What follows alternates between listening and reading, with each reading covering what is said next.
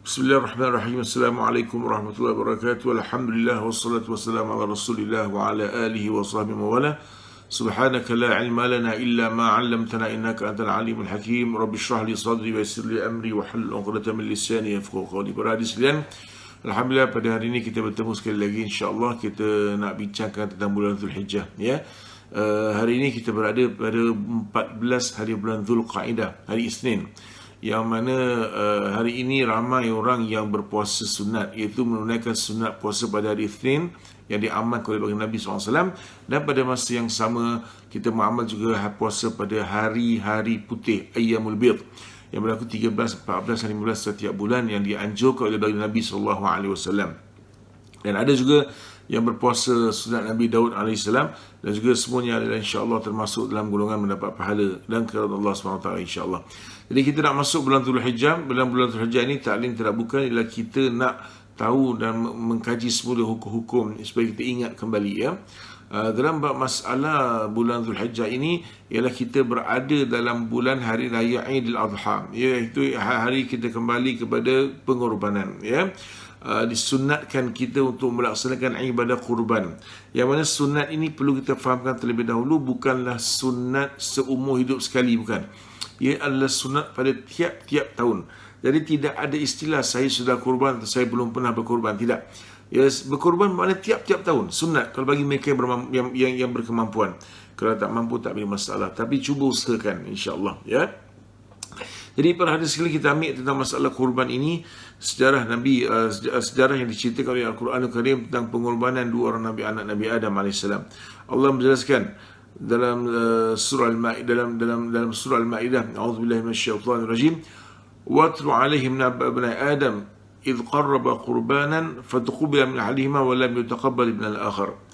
Bacakan kepada mereka, wahai Muhammad, tentang khabar dua orang anak Adam yang mana mereka menghulurkan kurban, diterima salah satu daripada mereka dan ditolak satu lagi yang lain, ya.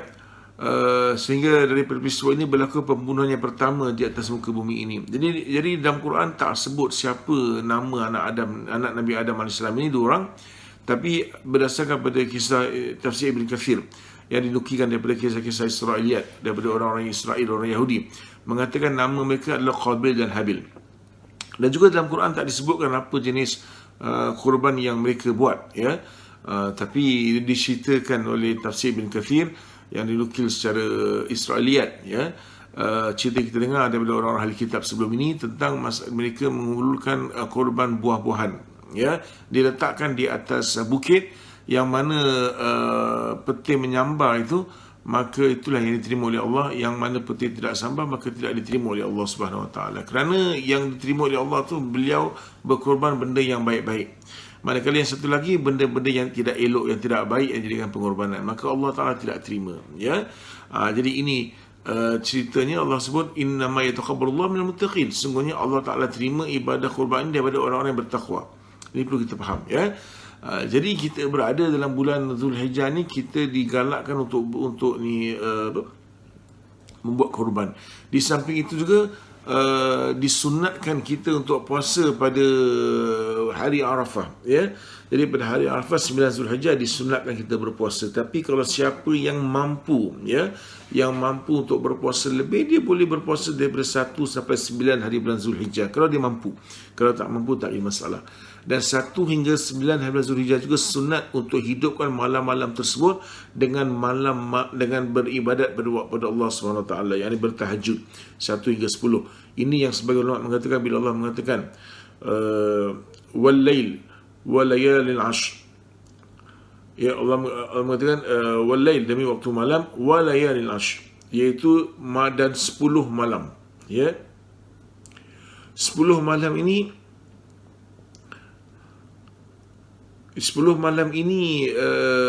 kita lihat sebagian ulama berpandangan ialah 10 malam 1 hingga 10 hari bulan Zulhijjah. Ada pandangan yang mengatakan demikian. Ada pandangan mengatakan 10 malam terakhir bulan Ramadan. Tapi ramai juga ulama mengatakan tidak, iaitu 1 hingga 10 hari bulan Zulhijjah. Jadi malam itu sangat baik kita berhidupkan dengan beribadah, bertahajud, dan kita puasa pada siang hari, ya. Dan begitu juga bagi orang yang ada niat untuk melaksanakan ibadah kurban, Ya, ada orang yang berniat untuk melaksanakan ibadah kurban pada 10 hari Zulhijjah ataupun 11 dan 12 ataupun 13, maka disunatkan, ya, disunatkan mereka tidak mengerat kuku ataupun mencukur ataupun menggunting rambut segala bulu yang berada di badan, rambut dan juga jambang dan sebagainya, dan juga kukunya, kaki dan sebagainya. Maka sunat untuk mereka tidak melaksanakan benda tersebut, dibiarkan panjang sehinggalah mereka selesai melaksanakan ibadah kurban. Ya. Jadi kenapa benda ni dilaksanakan? Kerana tidak lain tidak bukan, mudah-mudahan seluruh tubuh badan kita, hujung rambut sampai hujung kaki, bila kita buat kurban itu, ianya menjadi tebusan daripada api neraka. Ya. Jadi semua daripada rambut kita, kuku kita, kaki tersebut menjadi tebusan daripada api neraka Allah Subhanahu Wa Taala. Itu tujuannya. Ya.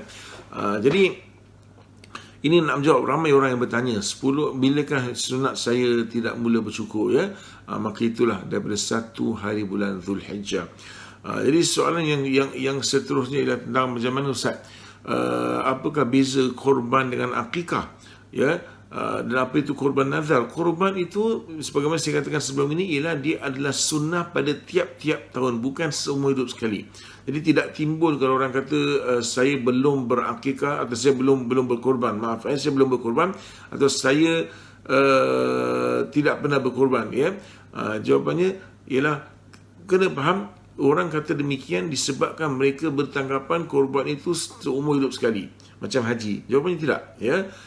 Korban sunat tiap-tiap tahun.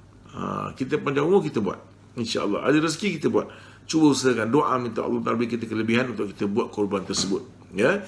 Jadi apa itu akikah? Akikah ni ialah sunnah Nabi SAW bila kita dapat anak, laki-laki ataupun perempuan, tanda nak bersyukur kepada Allah. Allah sebut fasalli rabbika wanhar. Maksudnya berselawat atau bersolatlah kepada Tuhan kamu, dan buatlah ibadah korban ataupun sembelihan. Itu sebagai satu ibadah sunat, ya. Ya, Rasulullah SAW sendiri buat ibadah akikah. Itu buat akikah bila Rasulullah mendapat cucu Sayyidina Hasan dan Sayyidina Husain radhiyallahu anhuma. Jadi disunatkan 2 ekor kambing untuk anak lelaki, 1 ekor untuk anak perempuan. Apa tujuannya? Itu seperti yang kita faham, mudah-mudahan kita bertawassul dengan amal soleh. Kita kasih orang makan, kita buat akikah, kita sunat masak terlebih dahulu. Beza akikah dengan korban, akikah kita masak terlebih dahulu dan kita beri pada orang ramai. Itu sunnahnya.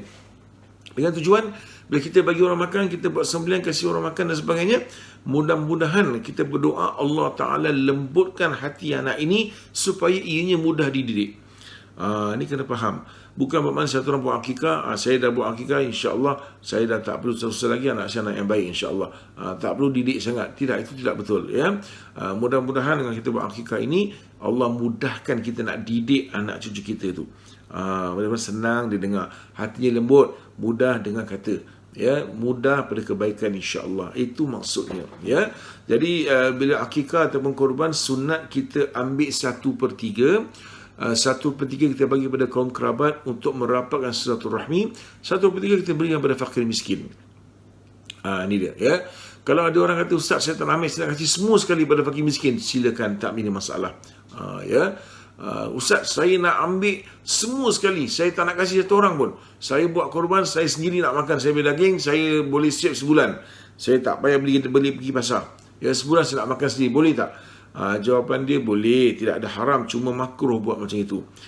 Sebaik-baiknya ambil 1/3 saja, lagi 2/3 serah kepada fakir miskin dan juga orang-orang kaum kerabat kita atau tetamu kita, ya. Beza korban dengan akikah, korban sunat kita beri daging yang mentah, akikah kita beri daging yang sudah masak. Itu sunat bezanya, tapi tak ada masalah, ya, kalau sebaliknya pun.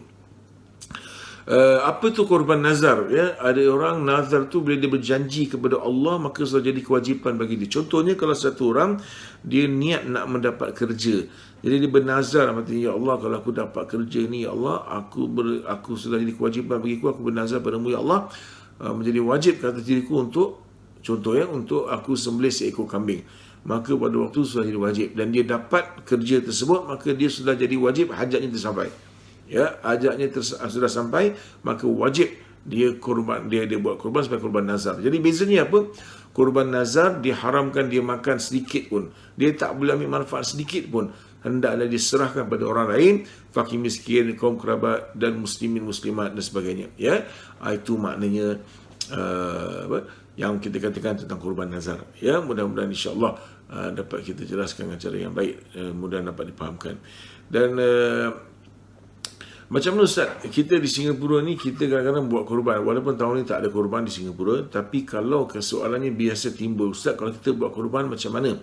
Ada orang yang bukan Islam nakkan daging kita, boleh tak kita kasih? Ya, tuan-tuan dan puan-puan sekalian, ulama-ulama beza pandangan dalam bab masalah ini, tapi pandangan yang amat sederhana yang di pertengahan saya bersetuju, yang mengatakan bahawa Islam ni adalah agama rahmah, dan Islam ni agama yang menunjukkan bagaimana umat Islam ni mengambil perhatian, mengambil kira, mengambil tahu tentang orang-orang sekeliling kita walaupun yang bukan Islam.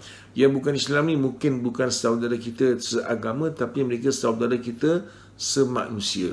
Ya, jadi cuma kita boleh berikan, ikut pandangan sebagian ulama, kita boleh berikan kepada orang-orang yang bukan Islam, namun kita mendahulukan fakir miskin di kalangan umat Islam. Dan sekiranya kelebihan kita tak salah kita berikan kepada mereka dengan tujuan dakwah dan menunjukkan mereka bahawa Islam ni agama yang murni dan suci, tidak pernah membenci sama manusia.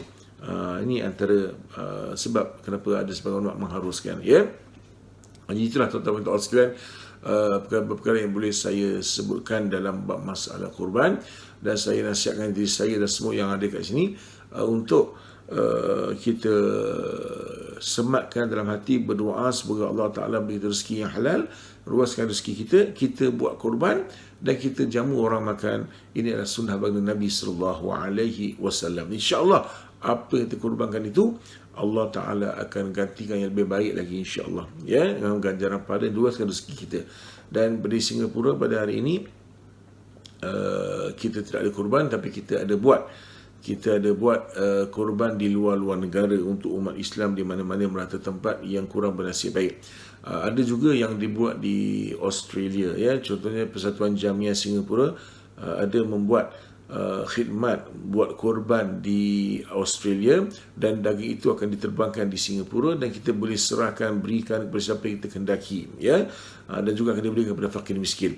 Jadi ambillah peluang, insya-Allah Allah bukakan pintu rezeki kita lebih luas, kita dapat buat amal ibadat sesuai dengan anjuran Allah Subhanahu Wa Taala dalam surah Al-Kautsar, fasalli li rabbika wanhar. Untuk cara kita nak syukur pada Allah, kita selawat, kita salat dan selawat untuk Tuhan kita, dan kita buatkan sembelihan agar ramai mendapat manfaatnya, insya-Allah. Sekian, wassalamualaikum warahmatullahi wabarakatuh.